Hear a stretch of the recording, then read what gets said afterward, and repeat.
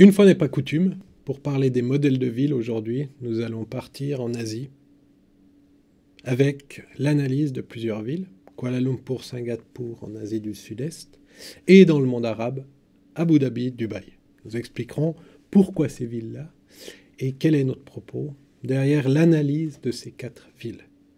Ce que nous essayons de montrer, c'est qu'il y a des choix politiques, des choix de société qui sont faits lorsque l'on planifie une ville. Et ces divers choix, cette panoplie de choix que l'on fait, s'appelle finalement un modèle. Il y a des grands modèles qu'on peut suivre. On a des modèles de villes qui sont finalement des modèles économiques, mais pas uniquement. À travers les mêmes modèles économiques en Asie du Sud-Est ou dans le monde arabe, on verra que les choix qui sont faits sont extrêmement différents et donnent des résultats extrêmement différenciés. Donc, partons sur ce qu'on appelle les global cities, les villes globales. Pourquoi ? Parce qu'une partie des villes, qu'elles soient africaines, asiatiques, européennes ou américaines, s'inscrivent aujourd'hui dans une compétition mondiale dont le but est d'attirer le plus de flux possible, que ce soit des flux humains ou des flux financiers, s'appuyant à la fois sur les affaires et sur le tourisme. Donc le statut de ville globale est lié à la mesure de ces flux, qui peuvent être des flux d'argent, les rankings d'aéroports, le nombre de citations dans la presse, c'est du reste par là que ça a commencé, le nombre de passagers internationaux, mais une ville ne peut pas décréter elle-même qu'elle est une ville globale, bien au contraire, ce sont les grandes mesures, le nombre de conférences internationales en est une, les grands indicateurs qui donnent le statut ou non de ville globale. Et on verra que dans ces villes globales, que l'on soit en Afrique ou en Asie, les stratégies sont exactement et strictement les mêmes. Le but est d'attirer le plus grand nombre de gens et de flux financiers ou de marchandises. Les Global Cities, alors prenons des rankings qui fait force de loi quasiment, puisque c'est le Mastercard Ranking, où au rang 1 en 2008, alors on n'a pas les derniers chiffres, mais ça va très bien, on a Londres qui est la ville globale par excellence, ensuite New York, Tokyo, et on trouve Singapour en 4e position. Alors je descends rapidement, on voit qu'on est sur des villes américaines et des villes européennes. Il faut aller beaucoup plus bas pour trouver des villes africaines ou des villes asiatiques. Alors, celle qui nous intéresse, nous, aujourd'hui, c'est Singapour, nous l'avons dit, c'est Dubaï aux Émirats Arabes Unis, c'est Kuala Lumpur que l'on trouve également ici en 38e position, Dubaï 37e en 2007, elle régresse un peu en 2008 et Kuala Lumpur régresse fortement en 2008. Voilà. Abu Dhabi, la 4e ville, n'est pas dans cette liste des villes globales. Voilà. 4 villes, 4 pays, Malaisie, Singapour, les Émirats Arabes Unis, Kuala Lumpur, 1 500 000, Singapour, 4 700 000, Abu Dhabi, très petite ville, moins de 700 000, et on a une ville comme Dubaï qui est l'équivalent de Kuala Lumpur, 1 500 000. Le but n'est pas de faire des calculs démographiques sur ces données ici, qui sont certes intéressantes, mais c'est de rapidement entrer dans ces différents cas et de voir comment elles ont traité l'espace urbain de manière différenciée. Abu Dhabi. Donc Abu Dhabi, en quelques mots, il y a eu des réticences à ouvrir Abu Dhabi aux investisseurs étrangers jusqu'en 2004, à la mort du Cheikh. Abu Dhabi se voyait comme un centre régional alors que Dubaï se voyait comme un centre international. 1962, date très importante, première exploitation de pétrole. Et dès 2004, autre phénomène très important, c'est l'augmentation du prix du pétrole qui va faire que Abu Dhabi va devenir une ville extrêmement riche et de manière congruente à cela, on aura un retour de capitaux suite aux mesures sécuritaires, notamment aux États-Unis après les attentats. Abu Dhabi se voit également comme une ville culturelle. Alors elle ne l'est pas, mais elle va petit à petit le devenir en investissant sur des musées, puisqu'on va trouver le Louvre Abu Dhabi ou le Guggenheim Abu Dhabi. Dubaï, moins de pétrole qu'Abu Dhabi, quasiment pas, mais la crise de 1973 va faire quadrupler les prix. Donc finalement, les royalties venues du pétrole seront telles que Dubaï va avoir une autonomie, mais très vite, elle va rechercher un développement hors du pétrole, et notamment grâce à un port en eau profonde. Donc, Dubaï se voit comme une base solide pour le développement d'entreprises et de commerce, et alors que Abu Dhabi était une ville culturelle, Dubaï est une ville de commerce. Singapour, développement dès 1980, une grande récession, et du coup, on développe de nouvelles pistes, et notamment la question du patrimoine.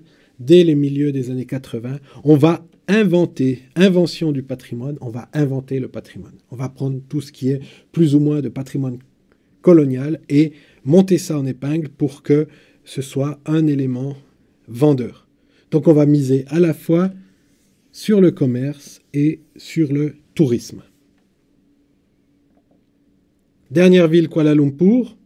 Kuala Lumpur arrive beaucoup plus tard dans le développement. Elle rattrape son retard sur les Tigers, sur les grandes villes de type Séoul qui avaient développé bien avant en Asie.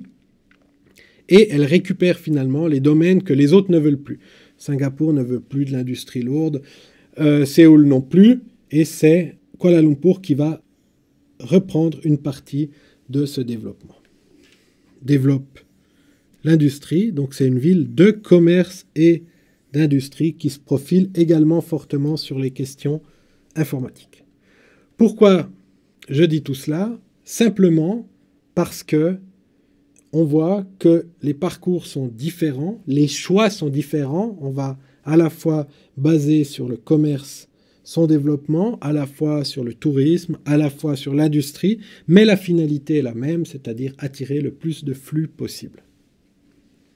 On va maintenant voir en détail, avec quelques flashs comme ça, les grandes différences que l'on va trouver entre ces villes qui ont somme toute des stratégies extrêmement semblables.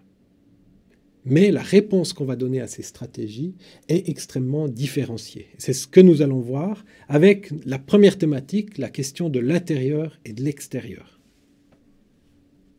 Aéroport de Dubaï, intérieur, mall de supermarché. On voit que les enseignes, que les magasins, le flot et le flux des gens toute la nuit, qui débarque à 2 heures du matin, qui repart à 6 heures vers une autre destination et qui, entre-temps, consomme. On est dans un espace climatisé, un espace clos, un espace protégé, un espace contrôlé à 100%, aéroport de Dubaï.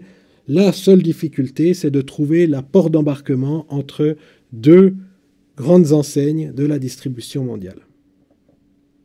Autre exemple, Dubaï toujours, un mall commercial où on a recréé une plaza italienne, plus ou moins réussie, mais où tous les symboles de la place italienne sont recréés à nouveau à l'intérieur. Il fait 40 degrés à l'ombre à l'extérieur, il fait 18 degrés à l'intérieur. Les gens sont là, passent leur journée dans les malls commerciaux avec un univers totalement recréé, un univers extérieur totalement recréé à l'intérieur. Autre exemple, toujours à Dubaï, toujours dans un mall commercial, une piste de ski. Piste de ski qui généralement est au grand air dans les pays où il fait extrêmement chaud, comme aux Émirats arabes. La seule solution est d'avoir ça à l'intérieur. On sort du mall commercial, on sort de la piste de ski, toujours à Dubaï, et on voit des aménagements, des bancs, mais personne dehors. On voit le flot de voitures et aucun promeneur, aucun piéton, car les conditions sont telles, il fait extrêmement chaud, il n'y a pas d'ombre, et on voit qu'on aurait du mal à imaginer pouvoir s'installer tranquillement sur un banc comme ça en plein soleil. À l'opposé, Singapour maintenant, Même température, taux d'humidité un peu plus élevé, donc une chaleur difficilement supportable, mais de grands couverts qui sont ombragés, qui permettent une ventilation naturelle et qui fait que les gens se promènent à l'extérieur. Kuala Lumpur, la nuit, les restaurants sur rue, donc il y a une vraie vie qui s'installe à l'extérieur. On voit que autant Dubaï et Abu Dhabi ont recréé à l'intérieur, dans un espace confiné, dans un climat complètement tempéré, complètement contrôlé, on a recréé un univers qui devrait être l'univers extérieur, alors que dans les villes d'Asie du Sud-Est, on mise sur l'extérieur et sur le fait que les gens vont, malgré la chaleur, se déplacer à l'extérieur. Encore un exemple, toujours à Singapour, les gens attendent tranquillement pour traverser la rue, alors que à Dubaï ou Abu Dhabi, c'est quasiment impossible. Terminer sur ces questions d'intérieur-extérieur, il faut dire encore que justement, quand on parle de modèle, ce sont des choix. Est-ce qu'on développe une ville pour le piéton qui peut se promener à l'extérieur? Est-ce que l'on développe une vie pour l'automobiliste qui gare sa voiture ou qui prend un taxi, qui gare sa voiture et qui se retrouve ensuite dans un univers totalement aseptisé, totalement climatisé? Donc là, on voit que entre les pays d'Asie du Sud-Est et les pays des Émirats arabes unis, les situations sont extrêmement différentes. Voilà, c'est la fin de cette première partie. Je vous donne rendez-vous dans la vidéo suivante.